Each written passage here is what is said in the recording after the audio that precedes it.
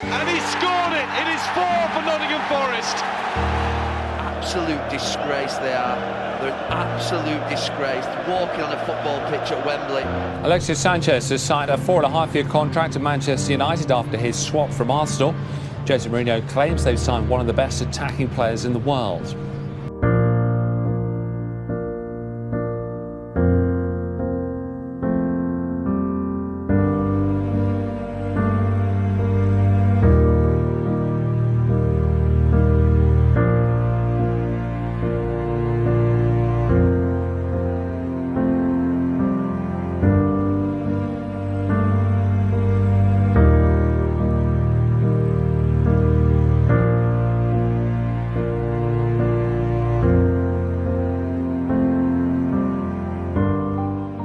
To say it's been a tough season would be an understatement. Arsenal Football Club currently find themselves over 30 points away from runaways Manchester City, in a campaign that has seen the club humiliated by Nottingham Forest in the FA Cup and humbled in the League Cup final by the league's frontrunners. 1 year on from Ivan Gazidis' claim that Arsene Wenger must act as a catalyst for change at Arsenal, you can't help but ask yourself what has changed, what still needs to change, and why is change essential for the club to progress.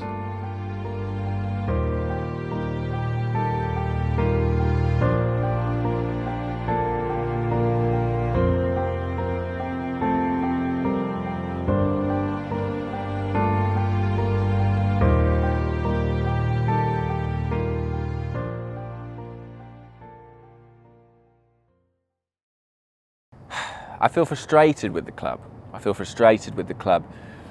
I haven't given up on this club at all. I never will. You're an Arsenal fan for life. You don't change that. And I see the potential of this club. I see that, there's a huge fan base and a passionate fan base. We're here talking about this, but people who care about this club, that much is evident. Whatever you think of the various people who commentate on Arsenal and the way they do it, they're doing it because they care. I really believe that everyone's a fan deep down, even if they're protesting, even if they're holding up a banner, even if they feel so sick about it they can't go to the games anymore. That doesn't mean they're not a supporter. They love Arsenal. I really, truly believe that. And with that, we're one of the biggest teams in the Premier League. We're one of the biggest clubs in Europe still, just about clinging on to that status. And I just think that there is such massive potential for us to go on and win things, and not just win things, but create history, create a culture, bring that back into the club, that pride in the way we play, that pride in the way we do things. And I think we're letting it slip, but it is there to be had and it's there to be done. So I'd say my overriding feeling about what the position we're in at the moment is frustration, because changes can be made. This is not irreversible. It just needs someone to grasp the nettle, to take hold of it. And that's what I desperately hope happens sooner rather than later. There is a very strong bond within the club. There's a very strong family-like feel. You're an insider or an outsider. There's nothing in between. And when you're inside the Arsenal family, there's a way to behave, a way to react. And they keep this very, very tight. Things are leaking out right now, which tells me that's not the same where we are. As fans, we grab onto those pieces of knowledge and we add them all together, and we form strong opinions, and we share them on Twitter, etc. And we share them almost as fact. We don't really know what really happens. We're maybe not as informed as we think we are, but we are way more informed than the club think we are. It'll always be a special club. Whether it's special to one person or special to people all over the world, it'll always be special. And for me personally, and for my family, generations, it'll always be special. It's more than just a football club for me. It's a family. It's people who you meet up with people you don't see all year round, and you go off all summer, don't see each other, and you come back, and it's just a siege mentality. It's your friends, it's Arsenal, it's us against them, and it's something you can't replicate, and there's so many emotions involved in football. But for me, being part of something like this is something that I can't replace. I love the fact that we've got certain traditions, a big history, and lots of values, and that stems from the manager obviously in charge and the way that we, conduct ourselves in terms of on the pitch, off the pitch. I would agree that I think our reputation has been tainted because of recent shortcomings in seasons that have just gone by. Although we are still a global name, our status in the football world, on the football field, has diminished. we knew at the start of the season that things were, there was a lot of cards thrown up in the air, what with the Alexis Sanchez and Mesut Ozil situation, and the club, we'd bought Lacazette, but there was just a feeling of, we just lost out in sea. Wenger seems to have lost his magic for a few seasons now, and after last season, this season sort of like just been another step down the rung in terms of where we are. We're lost in space, really. We all look for reasons to derive pride from our team. We're all looking for bragging rights. We're all looking to boast. And at the moment, we are becoming a bit of a laughing stock of the Premier League. We are the crashing clown car that everybody wants to see. The neutrals love to watch Arsenal fall apart. And as a fan, that really hurts.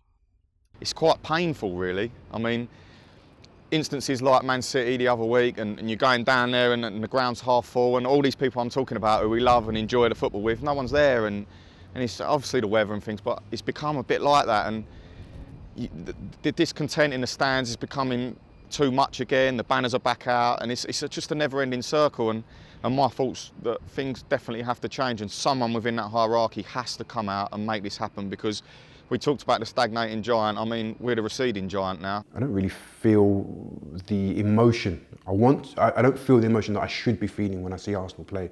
I want to feel, the joy, the ecstasy, and also the agony.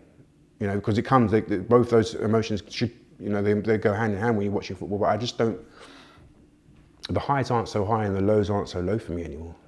I actually think there's very positive things going on behind the scenes at Arsenal. Some of the new appointments seem to be very positive. It seems to be a lot of positioning of a new structure to take the club forward, which can't come soon enough. But my personal feelings I wouldn't go as far as animosity, but certainly I don't have the respect I used to have for Arsene Wenger, and I don't think he's the man to take us forward, and I probably haven't done for several years now. Whilst I don't want the focal point of this film to be about Arsene Wenger, it would be ignorant to disregard the perception he has currently drawn amongst fans. Following the FA Cup final victory last summer, many felt that should have been viewed as a last hurrah by Wenger. However, with him signing a contract extension and Arsenal's season falling well below par, the same questions are being asked of the manager once again. He has done something that no one else has ever done, an undefeated league team. He has had that moment, and now he's trying to extend that moment. And while he's doing that, are we really building for the future? Are we really competing at where we should be? Are we really putting a league-winning team onto the pitch? And we're not. We're reacting to the pressure the manager's under. Our buying strategy is really quite reactive based on what the manager has not done, and we then fill holes in the wall rather than building progressively and slowly with a strong identity and a consistent way of playing. And so that really does worry me. We may not have been ready for the change last year. I get it, we were asleep. Gazidis has reacted. He has built people in the back room. Well done. About 3 years too late, but you've finally done it. Or maybe allowed to do it. The manager's allowed you and Kroenke's allowed you to do it. So think about that for a moment. It's all about your working environment, what you can and what you're allowed to do. And so Wenger being outside the Champions League, his position was weaker. And that means if you're weaker, that means I can now make changes around you until you become strong again. I think he has been a little bit selfish. I guess I thought, given the man and given what he'd achieved at this club, he would know when the time was to fall on his sword or to walk away. That expression, if you love someone, let them go, springs to mind. I thought that might happen. I certainly thought it would happen after 2014 when we broke the 9-year trophy drought. I thought that was a good time, and I think last season was a fantastic time. For whatever reason, we all have to have courage in our convictions. He definitely still believes he can take the club forward. He still believes he's the man to do that. I just don't. I think other coaches and managers have overtaken him in ideas, overtaken him in tactics. They're less rigid in their approach to games. We all love the odd occasion when he gets it right, but unfortunately to win titles and to win big trophies, you have to get it right more often than not, and he just doesn't do that anymore. Me personally, I'd like to see him step down. As much as it pains me saying, I never thought it'd ever come to this. I mean, that guy has brought me everything as a fan. Like I said, the ages I was born. I mean, my first game wasn't under Wenger, but it was Stuart Houston was in charge, and that's a long time ago. But since when I can really remember football and enjoying it, yeah, that was Arsene Wenger. So I never ever thought it'd get to this stage, and I just think that he's reluctant to let go. He doesn't see his life past football. He doesn't envisage what will happen. Every interview he's adamant about if he leaves he'll manage another club and things like this, and respecting his contracts. But I think there comes a stage where if he's not willing to step down, which I think would be the honourable thing and the right thing for him to do, and he would, if he did leave now, he'd be remembered like he should be. But like you said, I think it just could be getting worse and worse at the club, and I don't want it to get to a stage where he could be forced to be sacked. For me, probably the biggest legend to come out of the football club. I will always be grateful for everything that he's done, carrying us through those kind of like stadium years, and some of the football that I've seen under Arsene Wenger will probably be the best football that I ever see played by Arsenal Football Club. I think it's perfectly reasonable to think that a manager deserves a sack, but also to want the manager to kind of turn it around and end on a high. Obviously not so confident of that, but that's what I want. That's what the romantic within me says, that I think if Arsene Wenger does stay on, then the romantic in me kind of believes or wants to believe that he can turn it around and take us back to the top of English football. That would be the fairy tale ending. But at this current moment, doesn't look likely. Love the guy. Don't like the guy much at the moment, but love the guy. I've got to be able to step back and look at it, and I think to myself, it's time. Time has come. Time had come. Some people just can't walk away, and they have to be made to walk away. And sometimes you just got to prise those fingers, prise their hands away, and that's what the people at the top have to do. They have to be strong enough to do it, because at the end of the day, it's not about Wenger's legacy now. It's about where the club is going, where it is now, and where we need to get to. And that's the most important thing. Nobody is bigger than the club, and those at the top need to understand that. Arsenal is not the sort of football club that's ever going to leave themselves without a plan.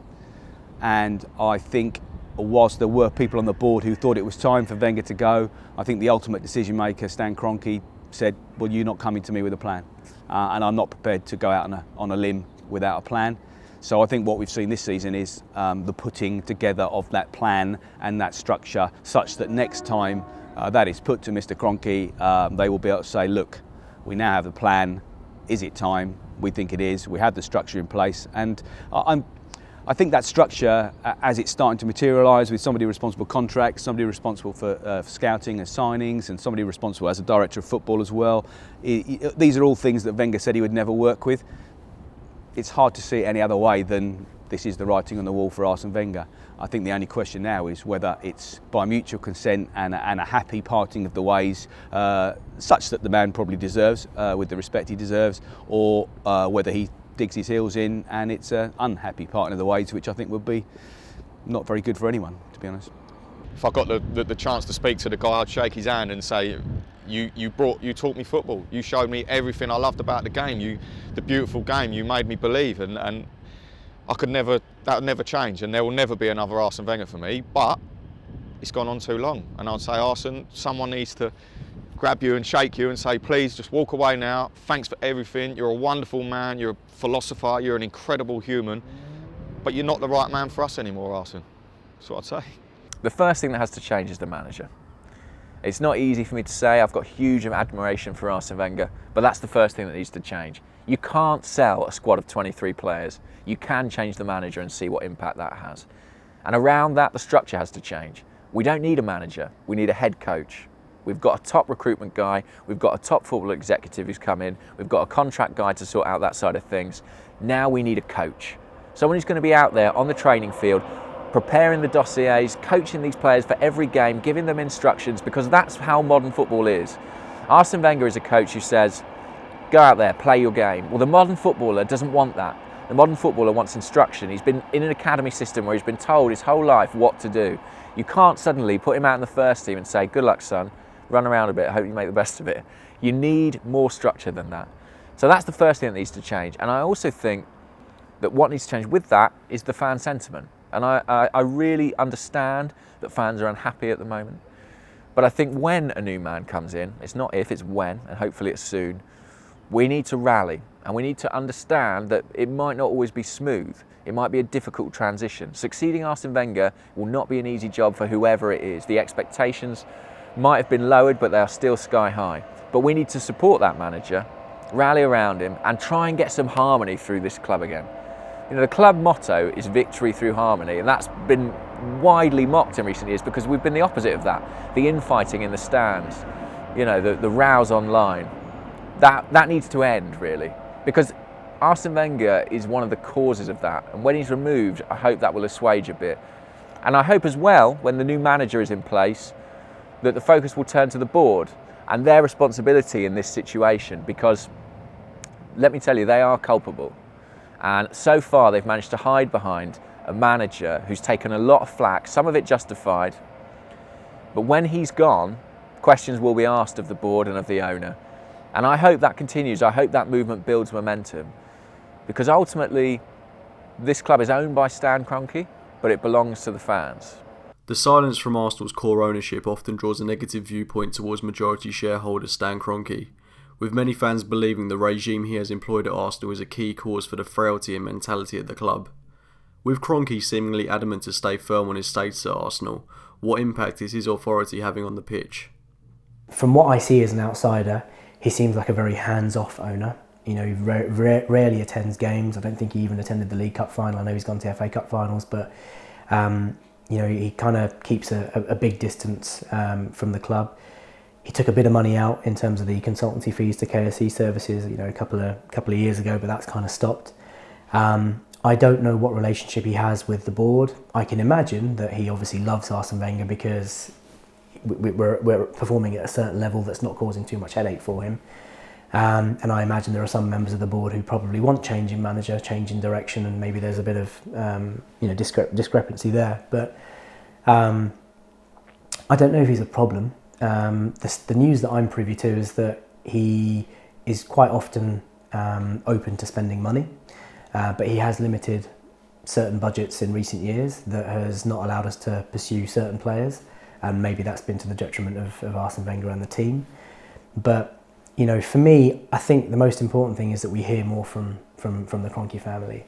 Josh has been in town for the last 3 months, it seems, to try and get to know Arsenal a bit more. He's been a bit more involved in club activities, been much more present at ground level, and maybe he's the future. Maybe he's going to be the long-term future of the board and the Arsenal setup. But you know, we need to hear from him. That's one of the most difficult things that the fans have at the minute. You know, Ivan's really good at meeting fans and talking publicly about the club. Arsene Wenger likewise, but Stan never really talks. And so it'd be really refreshing to hear what his plans are for the club. And I think without knowing that, it's difficult to comment. And that's where all the frenzy just kind of comes from. People speculate, people read snippets, people read stories in the tabloids and the broadsheets, and they kind of get carried away with various conspiracy theories. But the reality is no one really knows what Kroenke's like. It's clear to me that it is a money cash cow, and a lot of American owners try to make a quick buck out of football, and they need to realise that this is real, this is us, this is our lives. There's people that come here, travel the country, there's people that have got no money at all and they spend their whole money on coming to the Arsenal. It means so much to us as a club, and to see us standing still and not even attempting to own our size. And I mean, this isn't talking about winning Premier Leagues every year, this is talking about even competing, even being on a level, and Stan hasn't pushed that for the last few years. That's blatantly obvious. He's happy to concentrate on continuing to make money, and with the TV deal, that's made the fact that we've not made the Champions League, that's helped him. That's helped Wenger a lot, because Stan would have noticed that money a hell of a lot more without this TV deal that the Premier League have got. And the difference in cash, if we fail to make the Champions League again, with what we see everyone else is doing around us, the investment going on all over the country, all these clubs are spending money. It's crazy. You're seeing teams like Burnley spend £18 million and £15 million on players. I mean, that is unheard of. I mean, until a few years ago, our record signing was about £18 million. So football has changed drastically, and again, Stan is massively accountable, and for me it seems like he doesn't care. He just doesn't care, and I'm hoping that Josh, being younger, being a bit more proactive, like you said, he's over it. I just hope that he sees and he gets a feel for the club, and when he actually comes and spends time here and around the place, it's more than just a football club, and we need to be competing. The manager is the most immediate issue and the most resolvable. But I think that detracts a little from how problematic the ownership situation is. Stan's silence is his most famous characteristic. I think it's also possibly his most dangerous. You know, last season, from everything we hear, this board was not necessarily certain about backing Arsene Wenger. It was Stan who signed it off. So anything that's gone down this season, I think is on Stan, really, because he's the man ultimately who had that lunch with Arsene Wenger, who handed him the new 2-year deal. He made that call, and it's a conservative call. It's the call of a man who doesn't really care about being competitive, who cares primarily about the club ticking over, about the value of his investment increasing. And Arsene is a fairly capable pair of hands if you're interested in that.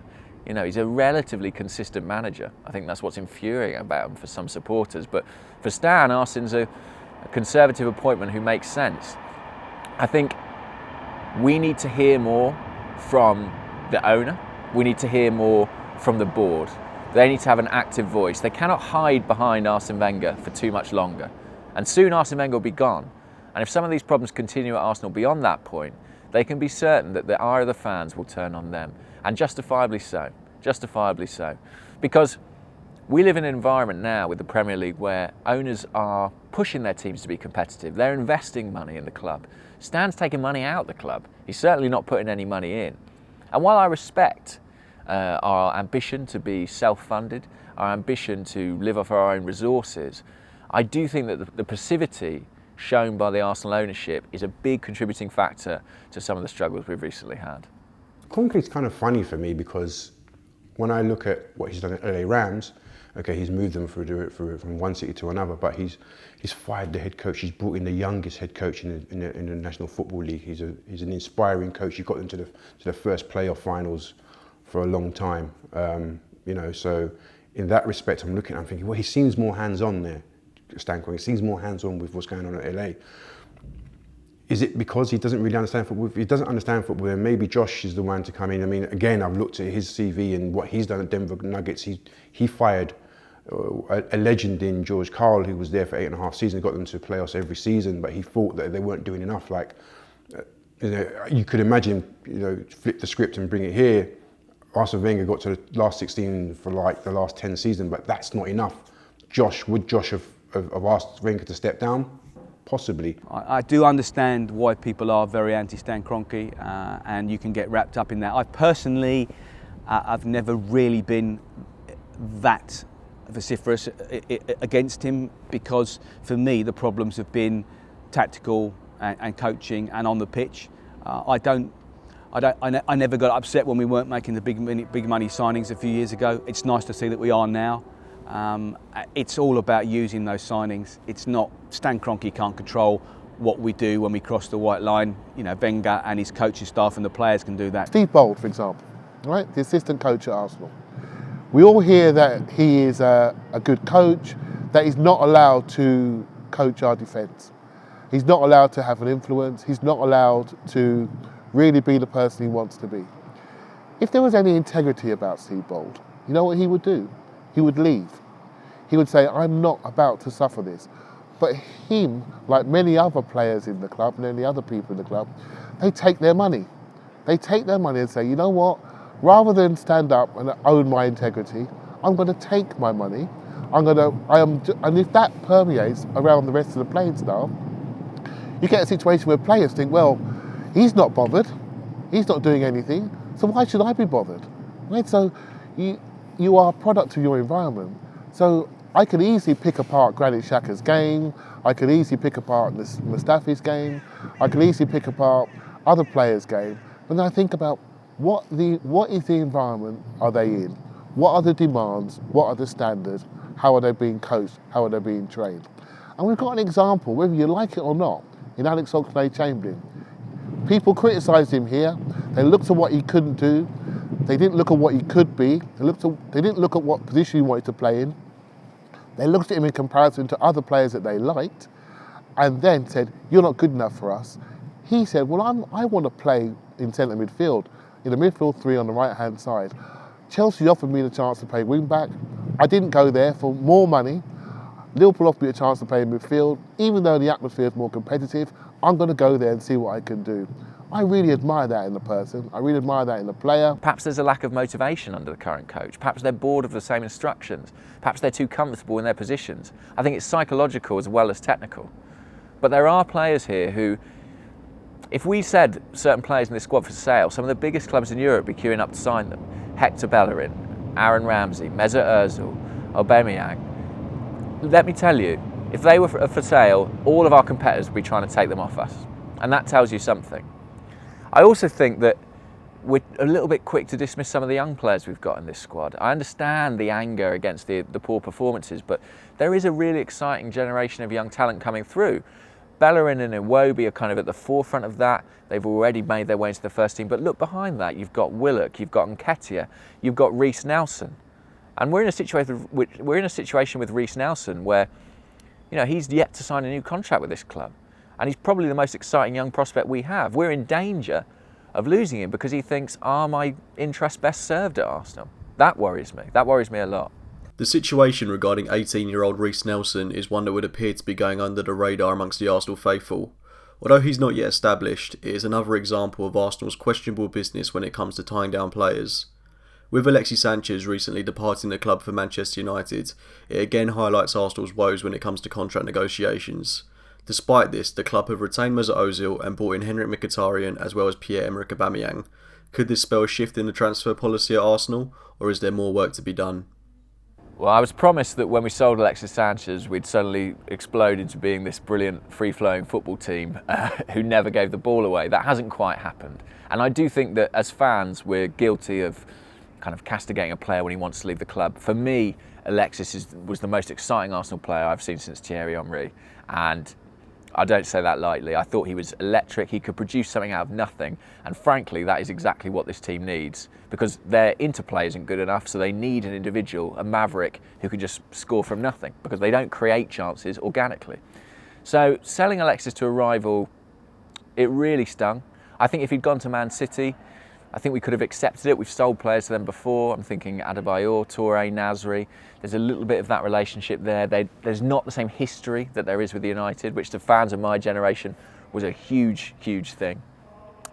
So I was sorry to see him go, but I think I was more irritated about the flip-flopping of Arsenal's transfer policy. You know, we spent all summer saying we weren't going to sell him.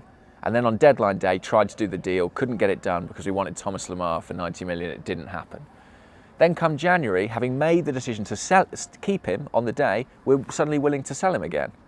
Not only that, but Thomas Lemar, who we wanted for 90 million 3 months ago, isn't even on the agenda. It feels like targets shift, it feels like policies shift constantly. And I think that can partially be explained by Mislintat coming in. Maybe he had a say in our January business. But again, it just seems like flailing around, a lack of direction. And I think that's the characteristic of Arsene Wenger's recent tenure, that it's firefighting. It's firefighting. It's dealing with an immediate problem with a short-term solution. It's all reactive. It's not proactive. Do you know what I mean? And that is throughout the club. It's not, oh look, we're going to lose out in Champions League. Let's sort this out. It's more, oh, we've lost out in Champions League. Let's try and repair it. And it stinks really, from staying right down to Arsene, and everyone's comfortable, and it needs to change. And we talk about the players, and I know they are an issue, but Alexis at the time at the club, clearly things weren't right. He was frustrated, as every player seems to be, but maybe he just had a lower threshold than others, and he was causing disruption, and he took it a lot harder than anyone else. But it must be very difficult for these players in this current circumstance to perform. The fans are, every single player is getting venom. The manager doesn't seem to really know what's happening. There's no instruction from above, and it just... The only thing that makes me feel nice is that someone like Aubameyang would commit to this club. I mean, he could play for most clubs in Europe, and he chose to play for the Arsenal. So we're still a pull. We're still the club that we want to be, but there's so many things wrong that need putting right. It would be a tragedy if you spent 60 million quid on a striker who's proven he can score goals at the highest level in the Bundesliga, in the Champions League, internationally, and then don't give him the platform to succeed. I've seen that too many times. I've seen Mesut Ozil come into the club. I've seen Alexis Sanchez come into the club. And the following summer, 2015, what did we do? We bought a goalkeeper and no outfield players. We had an opportunity at that time to restore the club, to build a proper team with excellent players who wanted to come and play with Ozil, who wanted to come and play with Sanchez. And yet, how many years did it take for us to eventually bring in a centre-forward of the requisite calibre, like Lacazette? I think it was 3-4 years. Not good enough. Not good enough, and we can't make that mistake again. The club has now moved to a structure where the best performers need to be paid the best money, and in terms of Mesut Ozil, 300, 350k a week, whatever it is, deserves every penny because he's a fantastic footballer. He's a big name, and he's someone that you want at the club for the next 3, 4, 5 years. The likes of Jack and Aaron Ramsey, both players who I would love dearly to stay at Arsenal. And with Jack's situation, I mean, yeah, you know, net terms it is going to be a slightly less offer than he's getting at the moment, but there's good reason for that. You know, he's had a lot of injuries in his time at Arsenal, and the club has stuck by him. And I believe any new offer is like a, you know, sort of like a pay-as-you-stay fit type model. And if that's the way it is, that's the way it is. And you know, he can't come out on those wages that Mesut Ozil's on because he doesn't have the same impact in the team. He's not a regular or as regular as we'd like to see him. You know, I don't think we've seen him play a season sort of 30 games more, or you know, make 30 plus more appearances for us in the time that he's been at Arsenal, apart from his first year. So he needs to really sort out his injury problems. And with Ramsey, great player, you know, on his day, phenomenal, one of the best central midfielders possibly across European football, but sometimes a bit inconsistent. And again, if you want to command those wages, you need to be putting in those performances week in, week out. You need to show your worth. I'd like to think that both players will stay. I'd like to think that Arsenal will offer them better contracts, and I'm hopeful, I'm confident that they both will stay. But I do like the way that we've moved away from that socialist wage structure now to paying the best players the best money. I'm encouraged by the fact we're making big signings. I'm encouraged by the fact we're making big wage offers to existing players to extend contracts. Obviously, we've secured Ozil. I understand that Ramsey has a very, very attractive pay deal in front of him, which let's hope he will sign. Obviously, we're potentially talking about re-signing Jack Wilshere. So, yeah, I mean, we are in a situation where we are going to be paying the right sort of money for the level we want to be at. The question is, will spending that money on those players and those wages get us back to that level? I think that is up to a new coach. But yeah, absolutely very encouraged. I think there's more work to be done. I think we definitely need a top-class goalkeeper in the summer, and I think we are going to have to sign a very, very authoritative, forceful centre-back who is a communicator. Because much as I've loved Laurent Koscielny for years, he's nursing injuries all the time. He's not the future, I'm sad to say. I think Mustafi might be, but I'm still not certain he's totally happy at Arsenal. So I think we're going to have some big changes in the summer, and big money will be spent then as well, I'm sure. When I look at some of the players that we brought in, I wonder, what's the plan behind that? What's the plan behind bringing in this player? Where does he fit into the system?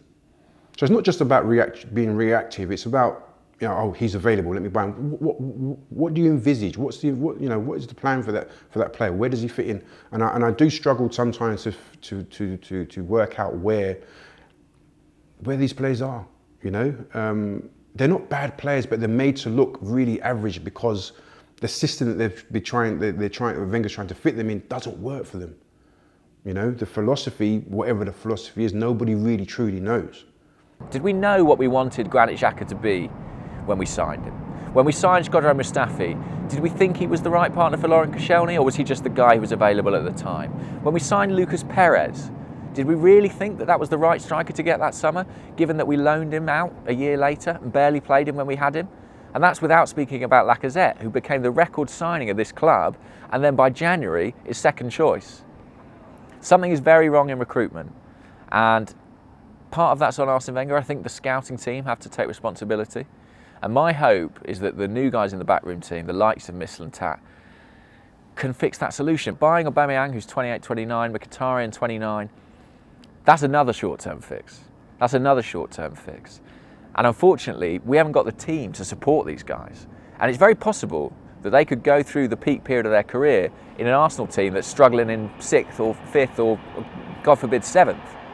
So this is something that needs fixing in the longer term. It needs a better scouting structure put in place by Mislintat. It needs clear discussions and decisions between that hierarchy, between Mislintat, between the director of football, and that's what Sanyehi is. Whatever his title is, he is the director of football, and whoever the coach is. They all need to buy into that. They need to buy into that way of doing things. And only then will we get a coherent transfer policy. Because at the moment, we've got too many square pegs in round holes. Although it's becoming less of an excuse for Arsenal's poor performances, The move from hybrid to the Emirates Stadium is seemingly still a component in the club's financial balance, with Arsenal only just coming out the other side of that move in recent years. Despite this, money has been spent over the past few seasons, but performances on the pitch have only declined. With it now approaching 14 years since Arsenal last won the league, how much of an impact is the move to the Emirates still having? We chose to move stadiums when we thought it was just us and Man United that were, in the ascendancy, at least domestically. Since we decided upon the mid-stadium move, we've had Abramovich come in, and he sort of really upset the status quo.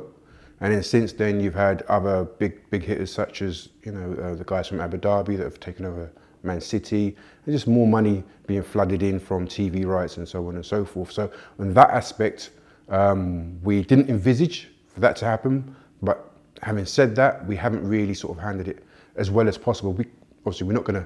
Chances are we're not going to win the league. The chances of us winning the league over Man City or Chelsea or Man United are less, but it's about competing and being up there challenging for the league, which I feel really since 2011 we haven't really done. I mean, we've had moments from 2013-14 season where we were up there, we were the leading, and then things conspired against us, so we tailed off. And obviously Leicester City in 2015-16, where we had, that was our best opportunity to win the league title, but we hadn't. And so we haven't. The factors have worked against us, but we haven't really been up there competing for a very long time. I think it's been a steady decline. I think that when we first moved to the Emirates Stadium, we were put in a position financially, economically, where we had to make certain cost-cutting measures. We had to pull things back financially to afford this place.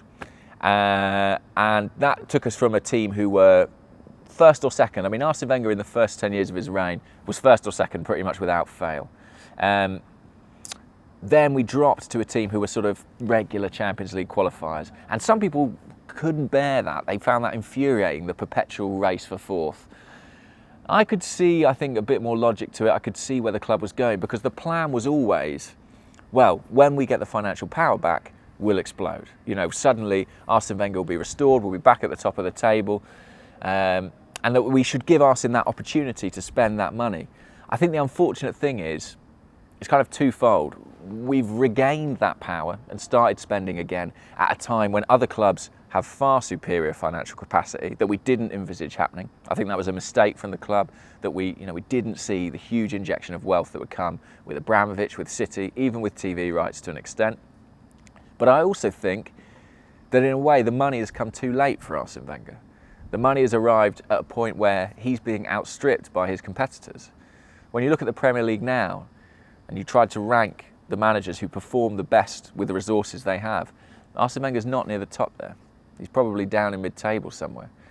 And it's unfortunate that just as Arsenal have regained their financial footing and are able to make an impact in the transfer market, they've got a coach whose powers are waning. He's coming towards the end.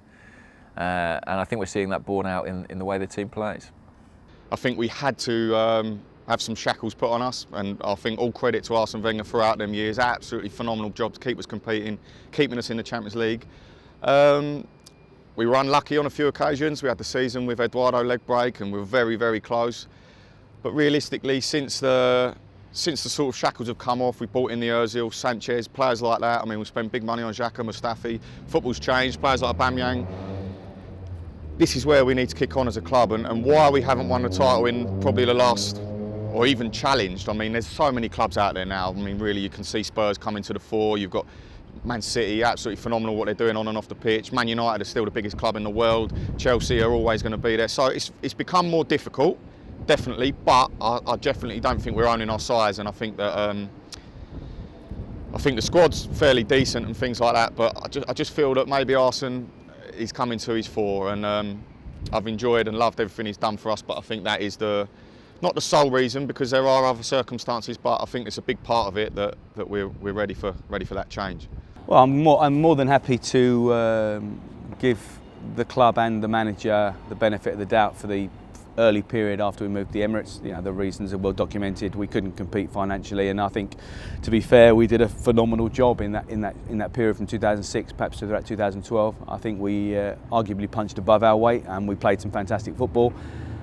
And to win a league title in those years, we came close a couple of times. Perhaps we should have strengthened in January once or twice, but in the main, I think we punched above our weight. I think it's the last 6 years when arguably we have had the funds and we have had the clout to go and compete. Should we have wanted to? I think perhaps Arsene Wenger had too much control, and/or we'll never know whether Stan Kroenke was willing to release the funds. But certainly the last 6 years, there's no real excuse. We can look at the petrodollars elsewhere, but I think we've had our opportunities. I think we could have pushed on, certainly in the last 4 or 5 years. We haven't done so. So financially we were impinged for the first few years, and we went through the youth programme, which I totally understood. And there were some great teams in that era that didn't quite deliver as we hoped they would, but we accepted it because they were very young, they weren't very expensive, and they were very exciting to watch. But then when we hit 2014, there was a moment. And in that moment, we should have said, okay, we've got a much better financial arrangements with our sponsors. We've got much better financial arrangements with our banks. We can now push on. It's amazing how so many people kind of just dismiss it as an insignificant part of our history or an insignificant feat. Probably one of the most ambitious things that the football club has ever decided to do in its entire history. And it was a tough time for us. You know, we did it at the start of a global recession. We had to build the stadium in one of the most expensive cities in the world, and we were the pioneers almost. You know, one of the very first clubs in the Premier League to do so. So we didn't have a benchmark or a standard to kind of go against and learn from others' mistakes. We made the move. We had to make the move, and it was generally accepted that there would be some struggles as a result of making that move. Some of us really accepted that. Some of us got very frustrated by all of that. But we were always told that it would take a few years to generate the revenues that we were required to kind of compete. The biggest problem that we had, or the biggest challenge that we had that was probably unforeseen, was the birth of the clubs like Chelsea and Manchester City at the same time. You know, nobody could have anticipated their overnight riches. They've been stockpiling talent and buying endless, players, expensive players for years now. And we're just about beginning to start spending the 50 millions, the 40 millions, the 30 millions on players. And that's how far behind that we've come. So at the time when the club took the decision to move to the stadium, they'd obviously thought that United were the biggest competitors, and we probably could have managed that transition, and it may not have been 14 years without a trophy, without a title, sorry. But now that you've got serious competition with serious funding, it's just become that much more difficult. So I understand that. That said, in the last couple of years, the way that we've fallen away in the league is completely unacceptable. Whether you're Wenger in or Wenger out doesn't matter. Our league campaigns have been abysmal, and there are lots of reasons for that, and reasons that hopefully the club are looking to address now. With the appointments of Sven-Mislintat and Ralstonelli coming in this season, it does at least hint that there's a shift in power occurring at Arsenal. With Wenger's future sinking in a whirlpool of speculation, it will be interesting to see how his and the club's situation develops, especially given that he has 14 months to run on his current contract. I think Ivan Gazidis has quietly gone about his business in terms of trying to change things in the background. The support staff all seem to be leaders in their field, but that's the administrative part. So we're sort of like hardwiring the administrative part. But in terms of the actual coaching staff, which is really the front line, the front office operation, that's where we need to see change. And will we see that will Wenger be here till the end of the season, or is he going to be here till end of next season, or is he going to be here longer? We don't know. That's the change that we as fans want to see.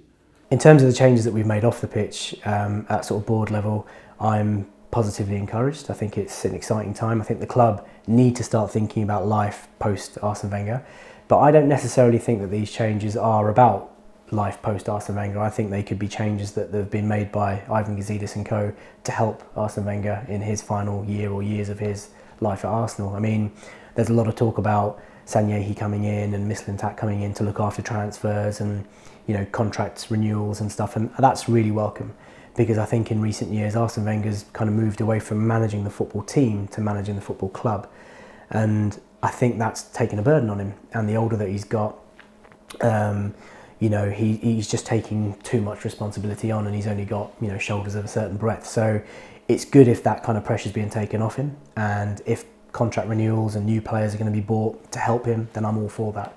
And in the longer term, Arsene Wenger does have to step away from Arsenal one day, and when that day comes, the club needs to be ready to help any new manager, find his feet, and to help the club kind of maintain that position wherever we're in, and to try and make that transition seamless. And that's probably something that we're learning from the likes of Manchester United. At the likes of Chelsea, they replace their managers all the time, and they've already got those positions in the background doing that type of stuff. So it's really encouraging to kind of see those changes, and I think it's something that we've craved for a number of years. Very, very, very optimistic. It almost feels to me like over the past few years there's been a sort of a battle going on behind the scenes, and I think that Arsene Wenger and Stan Kroenke have been winning the small battles, but I think now Gazidis and maybe Josh might start winning the war. When you see the appointment of Sven for scouting, and for Raul Sanelli for director of football, these are very, very, very high profile, I can only imagine, big money appointments. This is very un-Arsenal-like, but it's what a man in Gazidis' position should be doing. So I guess my take on it is he's finally stepped out from under Wenger's shadow and decided to stamp his authority. And as I say, my guess is he's had permission to do that. My personal view, without giving you any evidence as such, is that Josh Kroenke is a firm ally of Ivan Gazidis as well. And obviously I would suggest that Stan will listen to his son.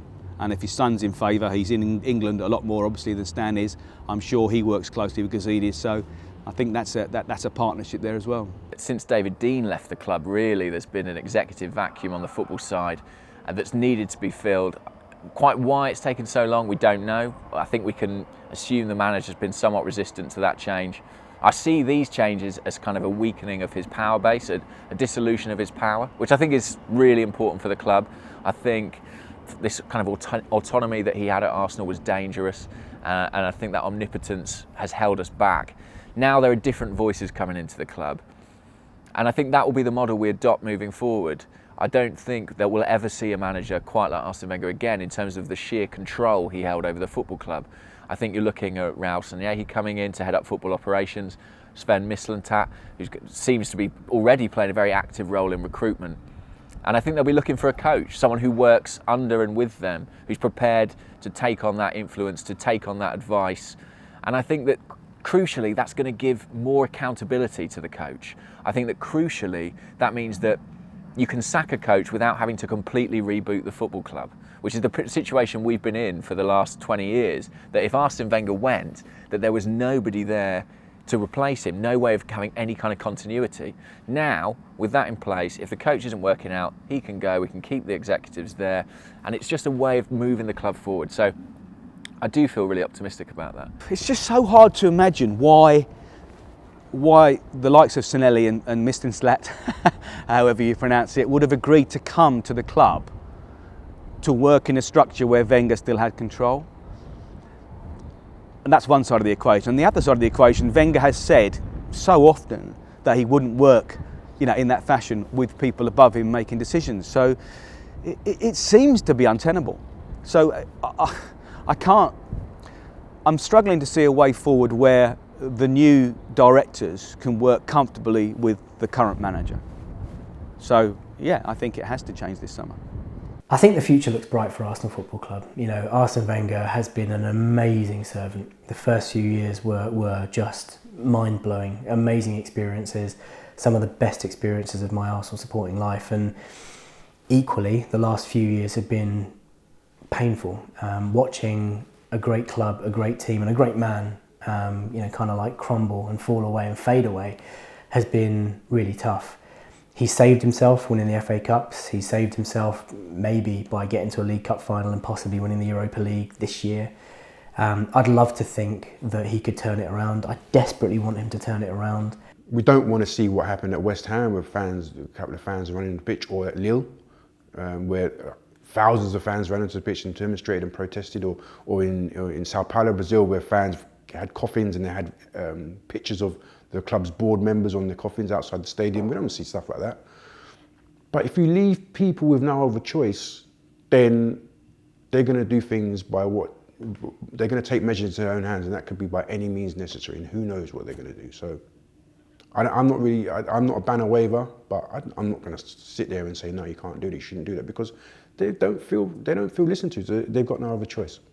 I want him to accept that the time has come for change at Arsenal Football Club. The time has come to allow someone else to carry on the great work he's done over the years. You know, we've only got to look at the stadium, you've got to look at Colney. There's so much of what we have right now is down to that man. I just hope that he will accept that, you know, his time has run its course. He's been a fantastic servant for Arsenal Football Club, but he is not serving the football club now by staying. And I just hope that we see a peaceful resolution or revolution this summer. That's all that's what I hope for. This is what I'll add. I can't wait till I come to the Emirates Stadium excited again. I can't wait till I arrive at the Emirates Stadium, maybe it's next season, and there's a new man in the dugout, and we don't know what we're going to get. We don't know how this team's going to set up. We don't know how they're going to play. We don't know how we're going to finish that season. We don't know who we're going to buy. We don't know who we're going to sell. When there are unknowns again and possibility opens up, that's what I can't wait for. That buzz around the ground, that thing of people going into the stands, that it will be full. Let me tell you, when a new manager is at helm here, it will be full every week, because people will be desperate to see novelty, to see a change. And change is coming, and I think that's the big comforting thing, is that it's absolutely inevitable. We are on the precipice of it. And the longest it's possibly going to be is 14 months. I know that's far too long for some, but in real terms, it isn't that long. So sooner rather than later, this is all going to change. And it's no guarantee of immediate success, but I think it is a guarantee of progress. I think we are going to make progress. And I really believe that Arsenal could explode with a few changes. I think there's a massive potential here, both in terms of sporting terms, and I think just globally, as I hate to use the word, but as a brand, as an institution, let's say, I think we can grow and grow and grow. We've got this brilliant backing of being in the Premier League, the most exciting sporting competition in the world. We should be taking advantage of that, and we should be really excited heading into next season. And I think we will be. I'm a mental wreck. I go to the guy, I don't know how to react. You can't. It's hard to stop the rut. Once you're in it, you need change, because this is a continuous thing, and this hasn't just been solely this season. We've got away with it in previous seasons, if we're brutally honest.